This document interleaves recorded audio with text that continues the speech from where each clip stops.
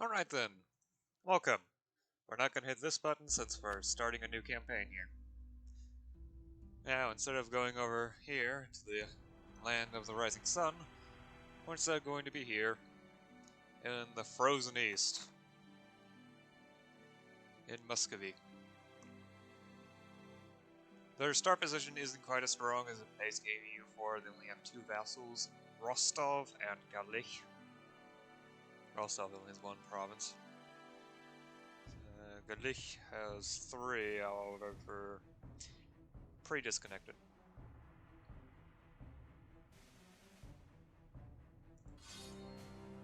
Right then, normal mode in case anything crazy happens. And here we go, the initialization of the game. This will probably take a few minutes. I'm probably going to cut it in the release. Because unlike the last version, I'm going to be recording longer sessions. However, instead of uploading the raw footage up, I'll just edit it into episodes that I'll aim for 20 minutes to 30 minutes. Instead, we have here the White Horde. Happens to be attacking the Chupanids down here. However, they also happen to be a bit on fire for the time being. Alright, so let's our initial setup. Lithuania, why not? Novgorod, of course. Fur, I guess.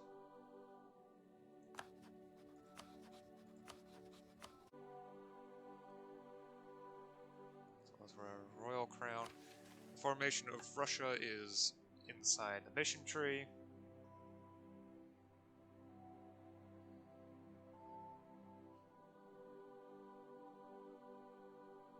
For some reason, I've got conflict missions from the base game.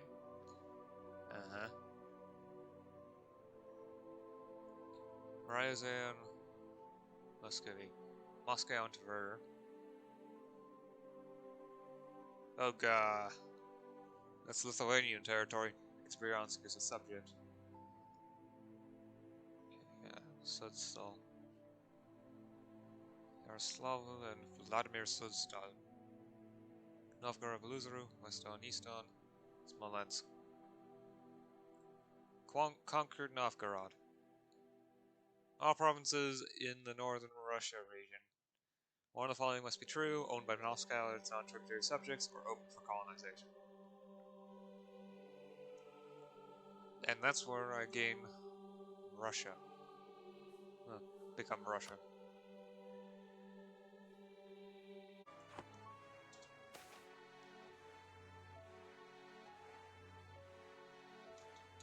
Right, default setup. Whenever it changes around the version, it doesn't do pause on events. There we go. Right, okay, so now that that's done, I'm going to enable an extra task just because. And regional deletion menu. I'm playing as Russia, so I don't care about what happens in West Africa, South Africa,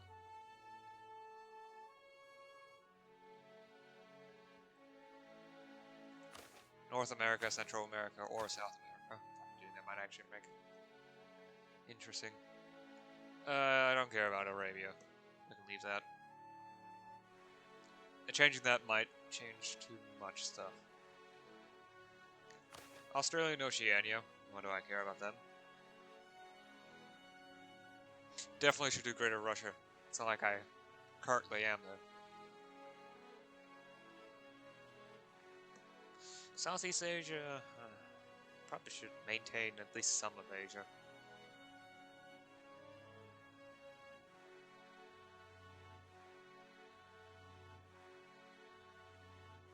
Yeah, I don't want to upset the power balance of Asia too much. Australia.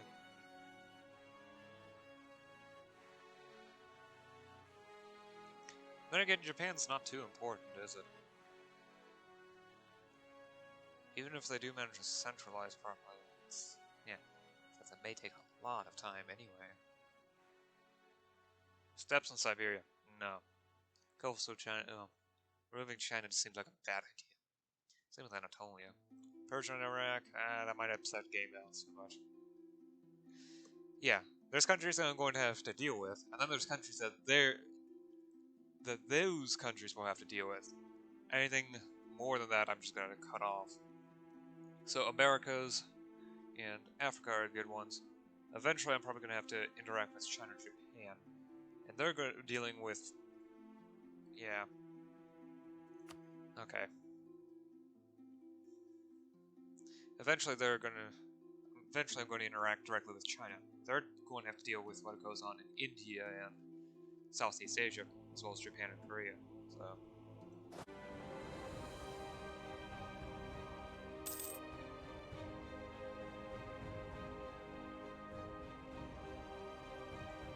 What the heck? Well then, that makes this easy.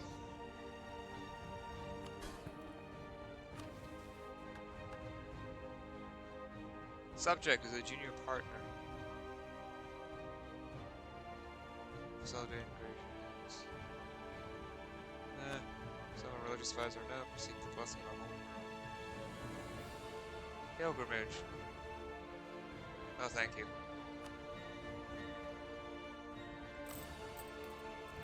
Root out corruption active. Greater noble corruption +1. Lovely.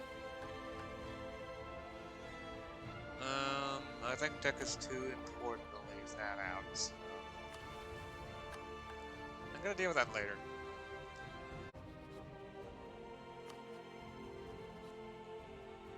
Ally with Lithuania. Come on.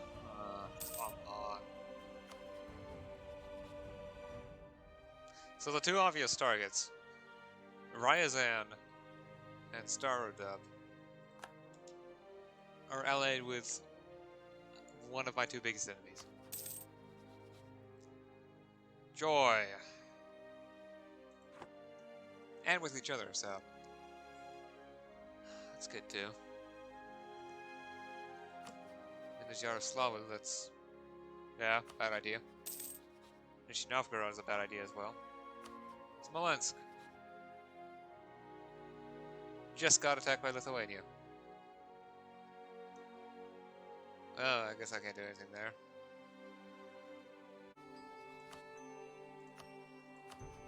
Novgorod, although I do view them as a rival, not view them as a rival.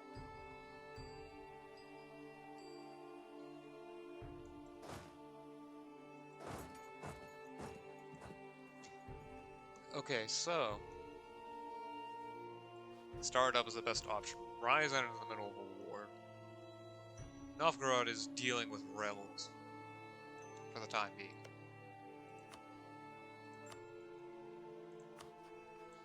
There's also missions I need to think about. Although there's only 3 provinces here. Ryazan's another story. That's going to be difficult. Suzdal, not easy, but it's not that hard. I should at the very least focus on getting my own cores back. From hostile countries.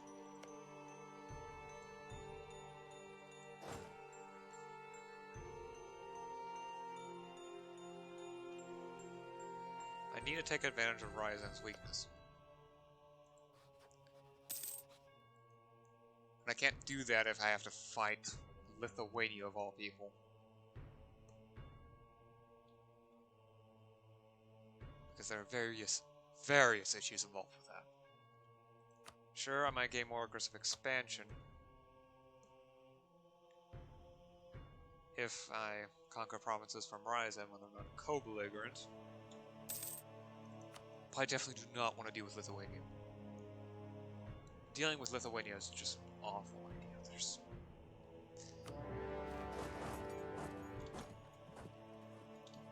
They're big and extremely powerful.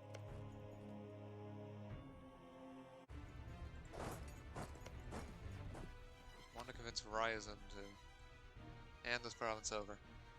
Maybe also Ryazan, but that's unlikely. It's going to be a lot of aggressive expansion, and I don't think... It's a large province that I need to integrate.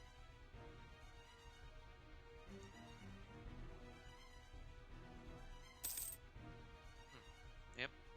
One of the other big benefits of Orthodox is these monastic towns. These provide urban gravity and a lot of urban production power. They're quite pointless at the beginning. Well, although quite pointless for a large city, these make for great starting points for new ones. And provide a lot of money.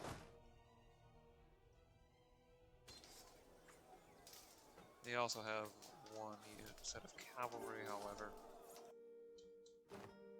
Yeah. They just melted.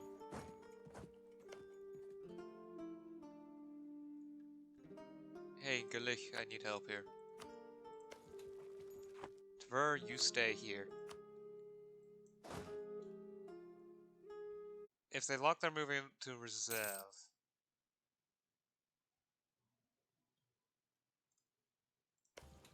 Well, how long until the next siege check? 16 days.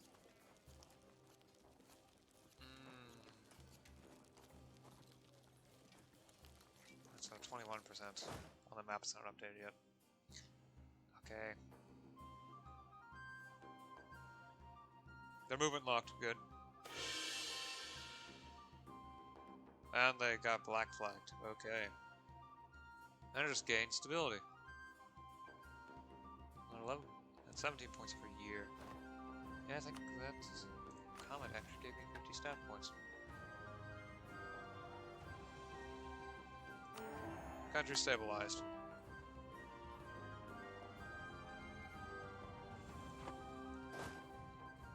Now the siege ticked down, but I don't think it's gonna...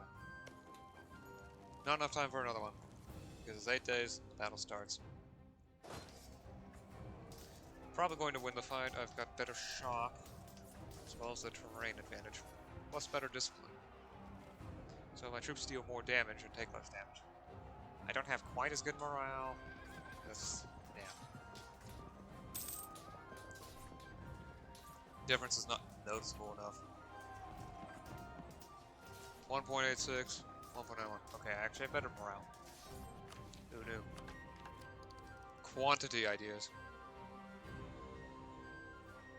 Explains why my army seems so cheap compared to the usual. Is there more enthusiasm? No, it does not. Great, I can't even ask for money now. Oh well. Maybe I shouldn't have waited.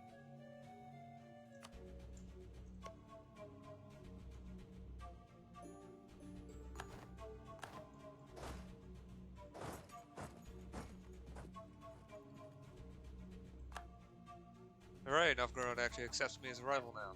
Huh. Communication should not be an issue.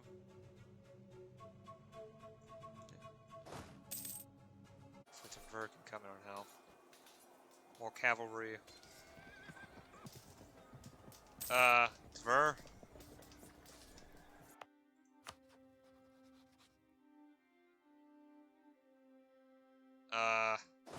Hello?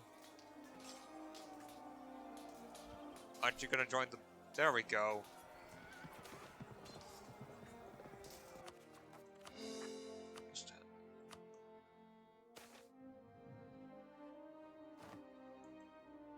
Thank you, Gully. Oh.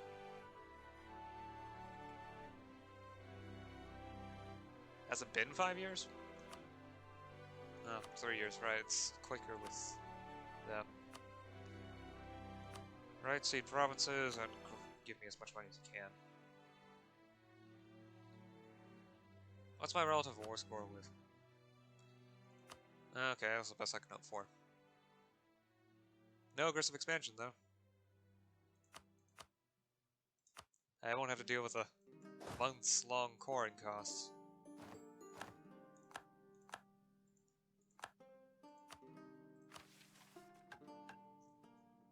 Mission fulfilled. Places to worship.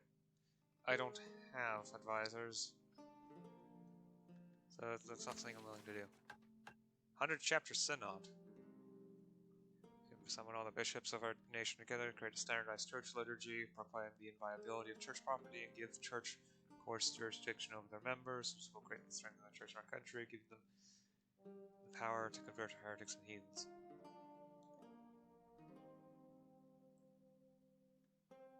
Plus 10 church influence, plus 50 stab points. I don't like raising church influence. It gives me less money to work with.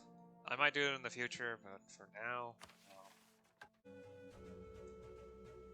Zealous religious head.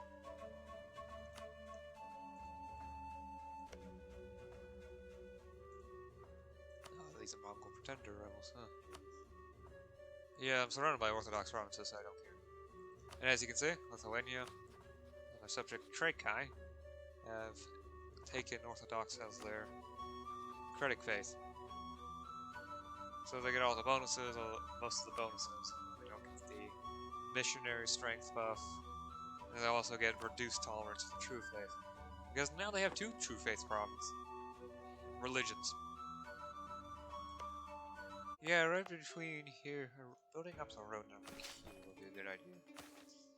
Problem is it's pretty expensive. In that, yeah. Well, I guess I could just be on low manpower for a while. I have nothing to lose with my army tradition.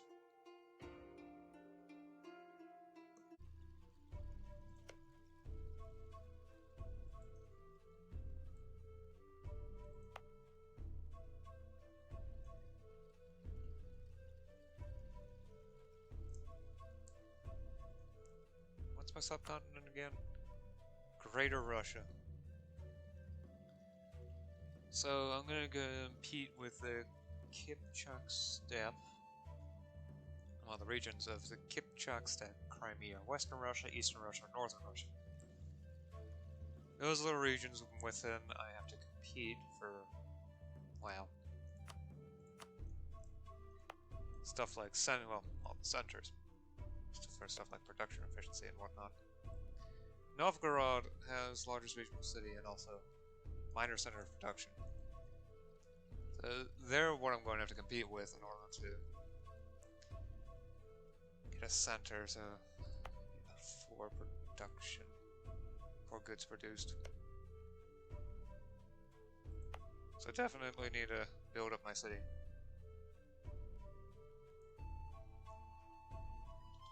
Lovely. Okay. I should save up for the next city hall. Maybe, just maybe an art corporation if I want to get a center of art. Which might not actually be a bad idea. You'll get me some urban gravity too. Although not by much. It's not a bad idea though. It won't give me as much as the university, but at least it won't raise autonomy. Which I don't want to raise it anywhere until I can know I'm fully able to deal with it. I need to centralize, at the very least, that I have very little autonomy in Moscow, and university at the moment will not help with that.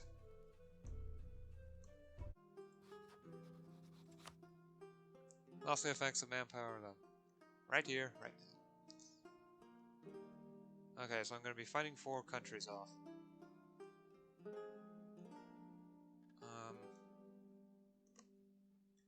It's definitely a lot of cavalry brigades among them. Yaroslav, Beluzaru would actually not be a bad idea. The problem is I don't have the ability to fabricate a plan on them. Galich, could, well, then again, do have permanent claims over the entire region. And Pskov is only allied with Beluzaru. I can't convince either of them of giving me access to those. It's not like I'm going to be able to do much about it.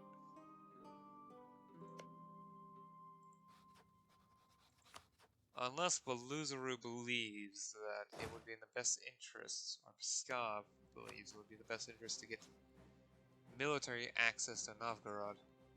Problem is, they don't like Novgorod.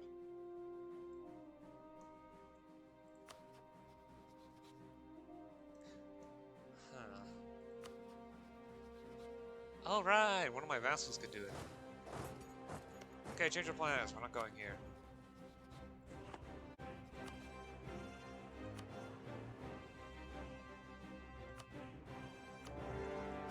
I don't think they have local fortifications here. Nope, no fort levels, just come in, occupy it. Heavily restrict looting. I'm here to annex territory.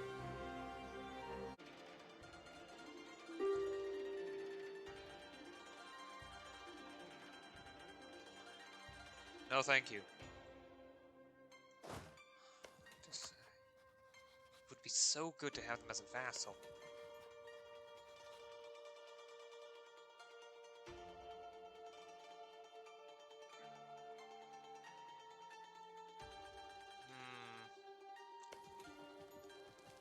Problem is my vassals are basically out of manpower.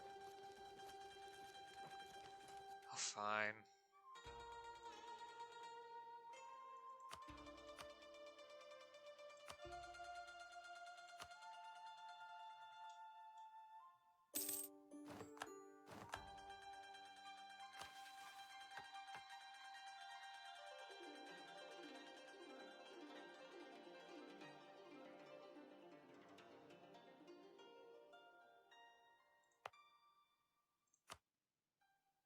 No, it's not worth the 250 ducats yet.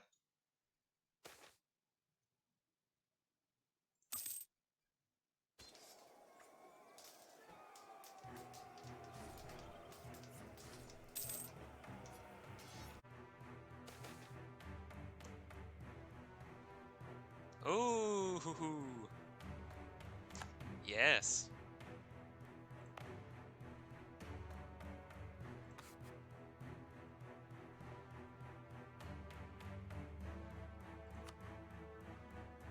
Okay, I can core the two provinces now. I have to core them one at a time. It's gonna take years.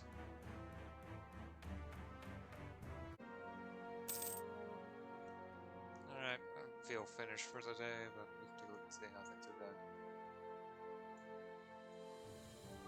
Occupied by Kiva. Yeah, looks like the Blue Horse not having a great time. The Ottomans have managed to eat Karaman. Well, except for this bit.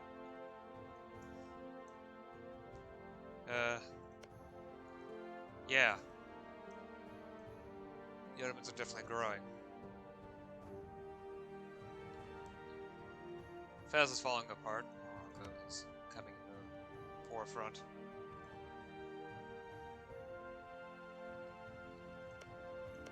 Aquitaine seems to have a lot more territory now. It also appears that the war of the Breton succession has been inconclusive. Sweden Civil War is over. The side that was allied to Denmark won. So regular Sweden instead of Sverige.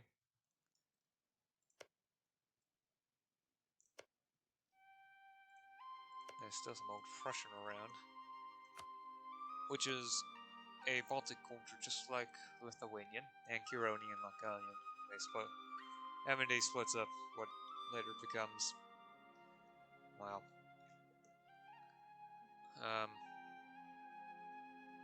Latvian culture. Additionally, Finnic cultures. Finnish is accepted. So is Finnish is accepted in Sweden.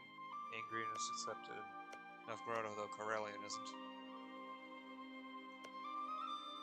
Yeah. Oh hey, another capital I can discover.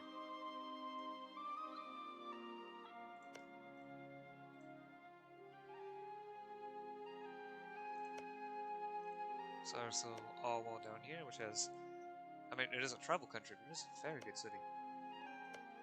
Silva.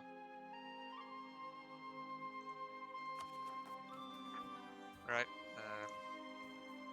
he blew overboard. To recap my gains, these 3 provinces in 1 war. 2 of these were already cords of mine. This is East Novgorod's. I took it. I just conquered this. This is, well, what's left of Beluzaroo.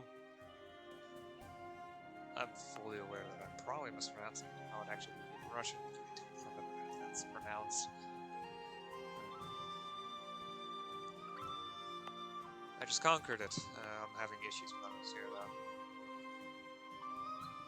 Also, very early on, Tver the ruler just died and just came into personal union with me.